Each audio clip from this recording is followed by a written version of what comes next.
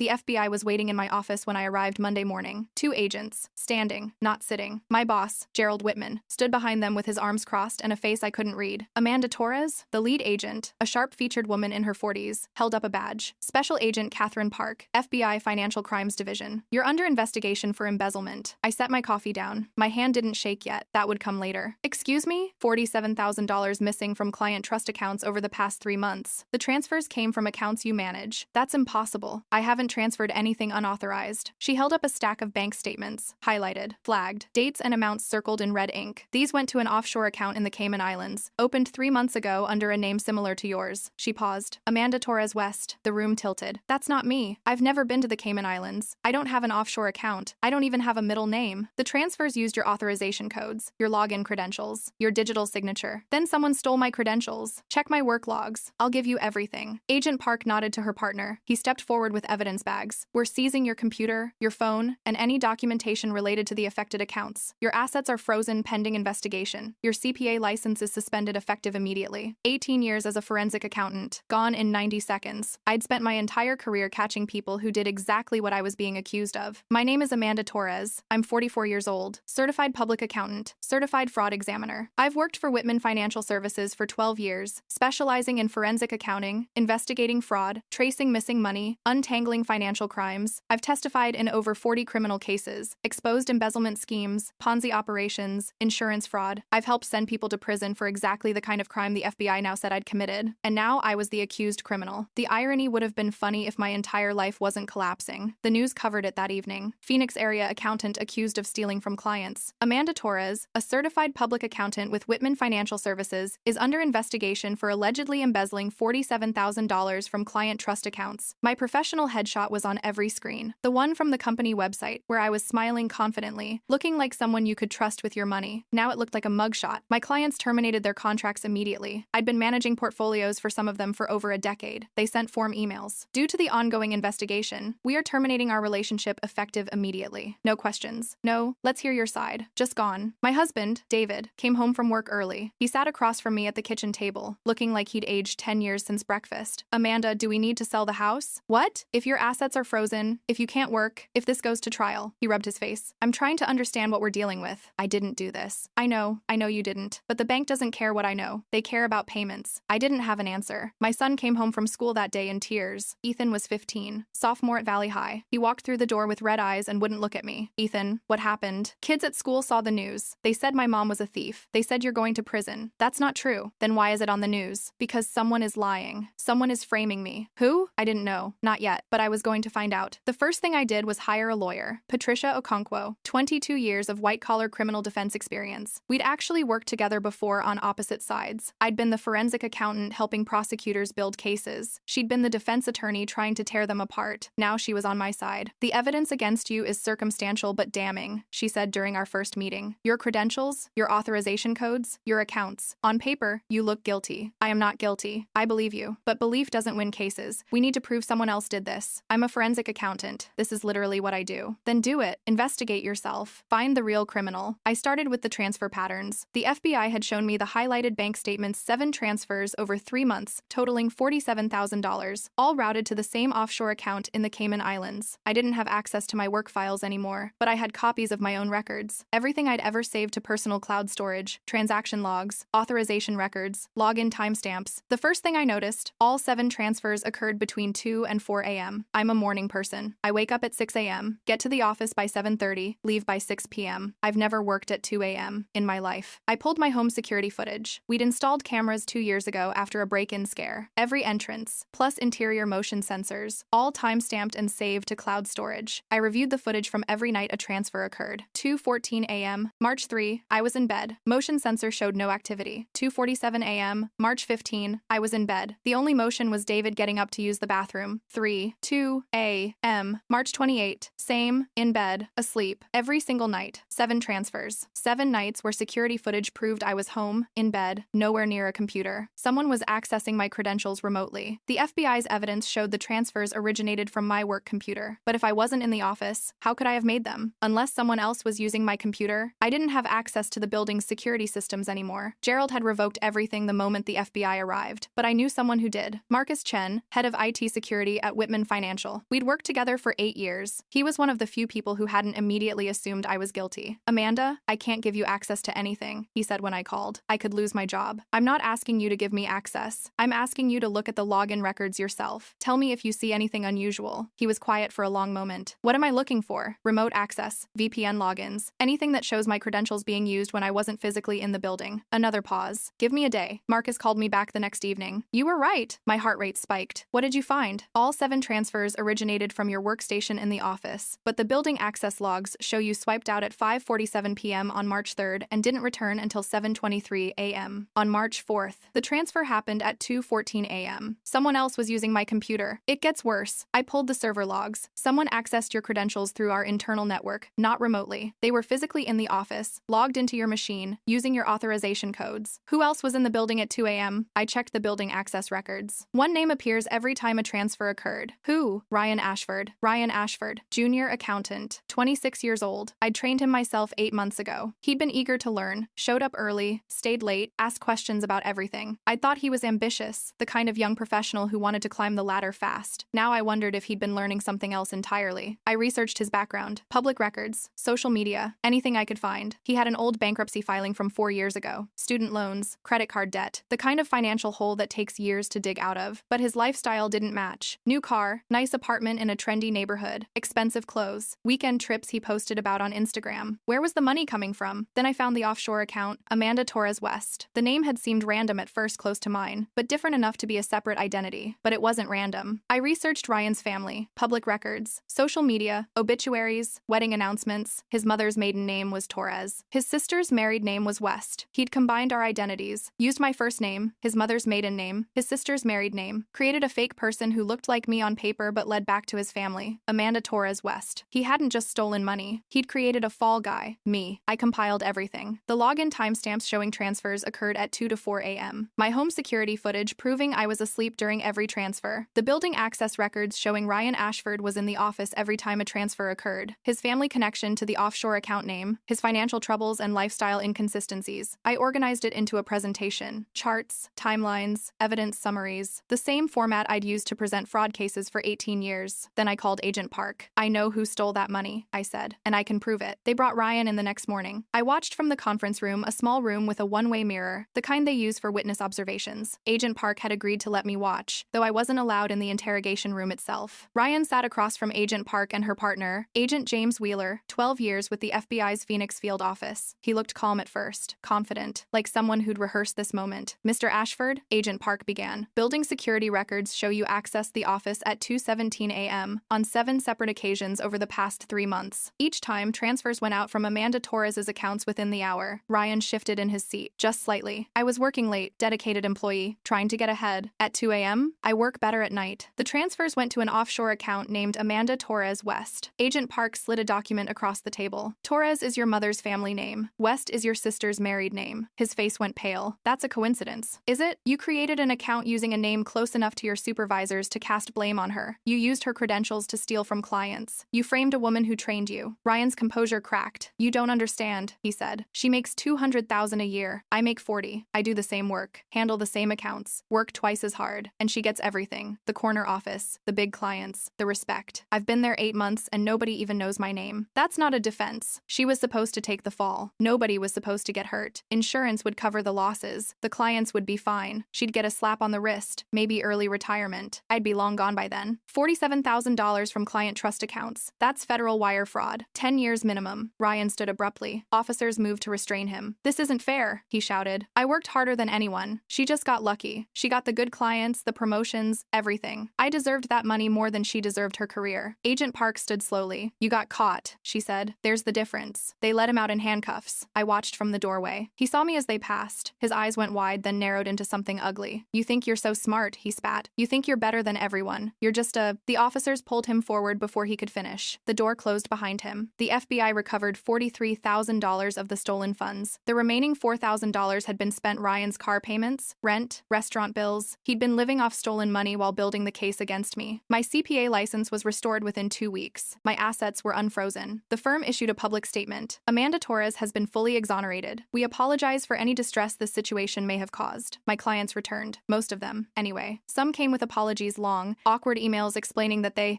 had to protect themselves, but always believed in me. Others just came back without acknowledgement, like nothing had happened. I understood. In their position, I might have done the same. Ethan came home from school the week after Ryan's arrest with a different expression on his face. Mom, did you really catch the guy who framed you? I did. By yourself? I'm a forensic accountant. This is what I do. He sat down across from me at the kitchen table, the same spot where, 3 weeks earlier, he'd cried because kids called his mom a thief. That's kind of badass, he said. I laughed. The first real laugh in weeks. Don't say badass. You just said it. I'm your mother. Different rules. He smiled. Really smiled. The kids at school know now about how you figured it out. They stopped saying stuff. Good. One of them said his mom watches true crime shows and she said what you did was better than any episode she's ever seen. Tell her I appreciate the comparison. A forensic accounting journal reached out a month later. They wanted to interview me about the case, how I'd uncovered the scheme, what lessons other professionals could learn. The interviewer, a woman named Dr. Sarah Whitfield, who'd written 3 books on financial fraud, asked the obvious question: how did you prove your innocence? I held up a printout of the building access logs. He thought logging in as me would cover his tracks. He spoofed my credentials, used my authorization codes, made it look like I was the one initiating transfers. But he forgot one thing. What was that? The security system also logs physical entry. Every time he swiped into the building at 2 a.m., it recorded his badge, not mine. He was so focused on the digital trail that he forgot about the physical one. I smiled. I spent 18 years catching people who think they're smarter than the evidence. He wasn't. The trial was 4 months later. Ryan Ashford was charged with wire fraud, embezzlement, identity theft, and computer fraud. His public defender tried to argue diminished responsibility, financial stress, workplace resentment, youthful poor judgment. The prosecutor, Assistant U.S. Attorney Michael Santos, 15 years with the Department of Justice, wasn't buying it. This wasn't a crime of desperation, he told the jury. This was a calculated scheme. The defendant spent months learning his supervisor's systems, stealing her credentials, building an offshore account designed to look like her. He then systematically transferred $47,000 in 7 separate transactions,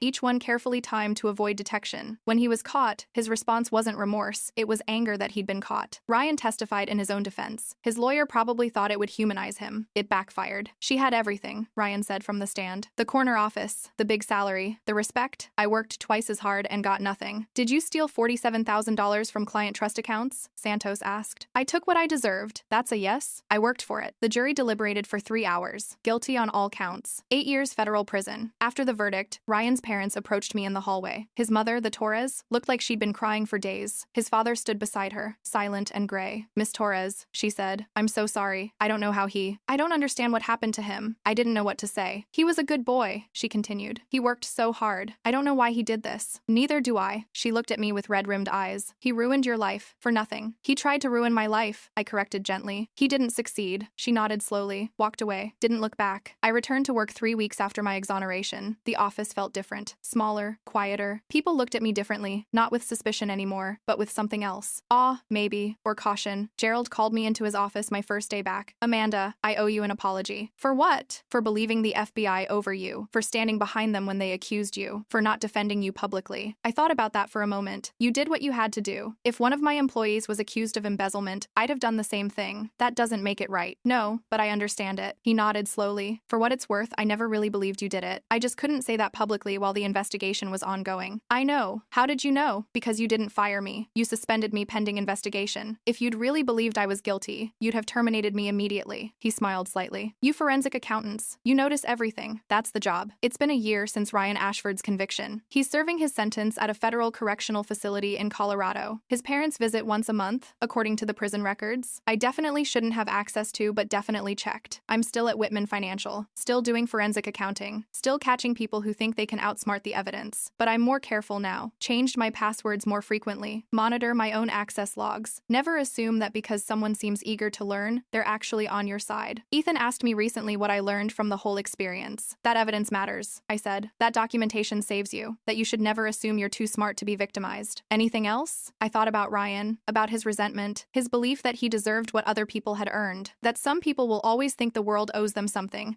and when they don't get it, they'll take it from whoever they can and convince themselves they're the victim. Is that why you catch them? Partly, but mostly it's because I'm good at it. He laughed. And modest. Modesty doesn't win cases. Evidence does. The building access logs are framed in my home office now. Ryan Ashford's 7 late-night entries. The timestamps that proved he was in the building every time a transfer occurred. The evidence that saved my career, my reputation, my freedom. I keep it as a reminder. He thought logging in as me would cover his tracks. He thought stealing my credentials would make me the fall guy. He thought he was smarter than an 18-year their forensic accountant, who'd spent her entire career catching people exactly like him. He was wrong. They asked me during the trial what I would have done if I hadn't been able to prove my innocence. I thought about it for a long time. I would have kept looking, I said, kept digging, kept investigating, because the truth is always there somewhere. You just have to know where to look. And if you'd never found it, then I would have died knowing I was innocent. And that matters more than anything a court could decide. Ryan Ashford stole $47,000 from client trust accounts. He stole 8 months of my life to the investigation. He stole 3 weeks of my son's peace of mind. But he didn't steal my career. He didn't steal my reputation. He didn't steal my freedom, because I found the evidence. And the evidence told the truth. I spent 18 years catching people who think they're smarter than the evidence. He wasn't.